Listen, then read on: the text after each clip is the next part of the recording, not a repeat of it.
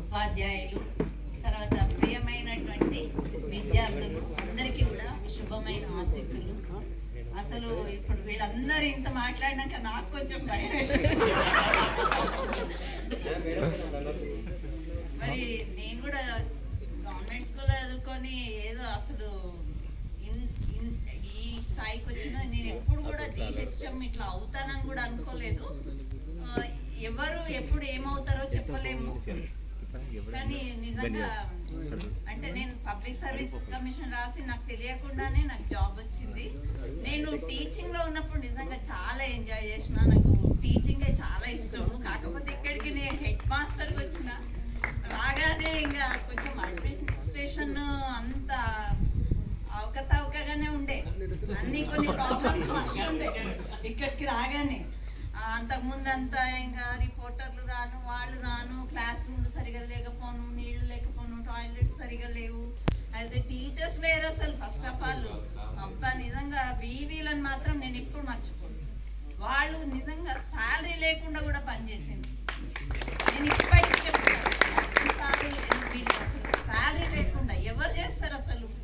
మీకోసం వాళ్ళు శాలరీ లేకుండా పనిచేసింది. ఇంత జీతం ఇస్తా కూడా గవర్నమెంట్ టీచర్స్ ఒక్కొక్కసారి అంటే కొంచెం ఒక్కొక్కసారి క్లాసులు చెప్పక తప్పించుకున్న వాళ్ళు కూడా ఉంటారు. కానీ ఇక్కడ మాత్రం టీచర్స్ అందరు చాలా బాగా పనిచేసేవాళ్ళు. ఈవెన్ అసలు రమేష్ సార్ కూడా ఎన్సిసి అంటే ఎంత హార్డ్ వర్క్ చేసి మేము రోజు పర్యటన చేయించేవాళ్ళు. మళ్ళీ 15th ఆగస్ట్ వచ్చినా కూడా ఇంకా మంచి పెద్ద లెవెల్లో ప్రోగ్రామ్ చేసేవాళ్ళు. చాలా బ్యూటిఫుల్ ప్రోగ్రామ్. ఇక్కడికి వచ్చినాకనైతే నేను కూడా చాలా ఎక్స్పీరియన్సెస్ వచ్చినాయి నాకు. అంటే క్లాస్ రూమ్ ఎక్స్పీరియన్సెస్ కాదు, బయటివన్నీ నాకున్నాయి అవే కదా మరి.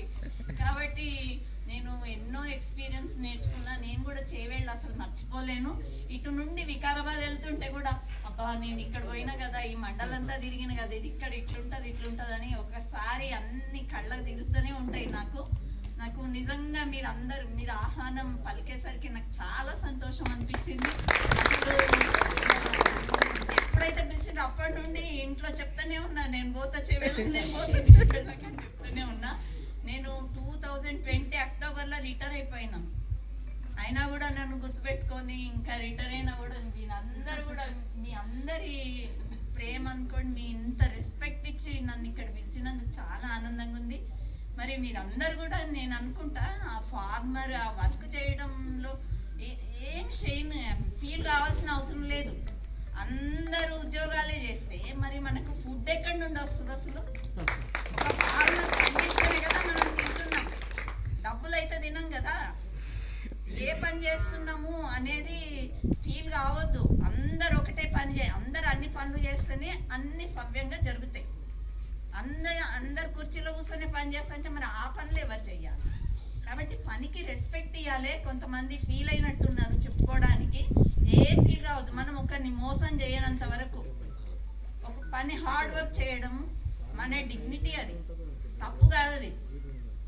కాబట్టి అదే ఇందాక సార్ వాళ్ళందరూ కూడా చెప్పిండ్రు, వాల్యూస్తో జీవించాలి, విలువలతో కూడి మనము అంటే మనం ఏం కరెక్ట్గా చేయాలి. అంటే మనం ఏం చేస్తున్నాం అనేది మన మనసుకు తెలుసు. మనం తప్పు చేయనంత వరకు భయపడాల్సిన అవసరం లేదు, సిగ్గుపడాల్సిన అవసరం కూడా లేదు. ఇంకా నేనైతే ఇక్కడ చాలా చాలా గుర్తుపెట్టుకుని నిజంగా ఒక హెచ్ఎంగా చాలా అంటే రాగానే 10th క్లాసు ఎగ్జామ్స్ అవి ఇవి చాలా ఎక్స్పీరియన్సెస్ వచ్చినాయి నాకు. ఎవరెవరిని ఎట్లా అంటే ఎట్లా బిహేవ్ చేస్తే ఎట్లా వర్క్ తీసుకోవాలి. నిజంగా సార్ వాళ్ళు అయితే చాలా హార్డ్ వర్క్ చేసి నేను చేసింది ఏముంది, వీళ్ళందరి కోఆపరేషన్తో నేను చేయగలిగిన. వాళ్ళందరూ లేకుండా నేను అసలు లేదు, మీరు లేకుండా వాళ్ళు. పిల్లల కోసమే కదా టీచర్ ఉండేది, పిల్లల కోసమే టీచర్ ఉండేది. కాబట్టి మరి నాకు కూడా క్లాస్ రూమ్ ఎక్స్పీరియన్స్ అంటే నేను మొత్తం ఇబ్రహీంపట్నం వెళ్ళిపోవాలి.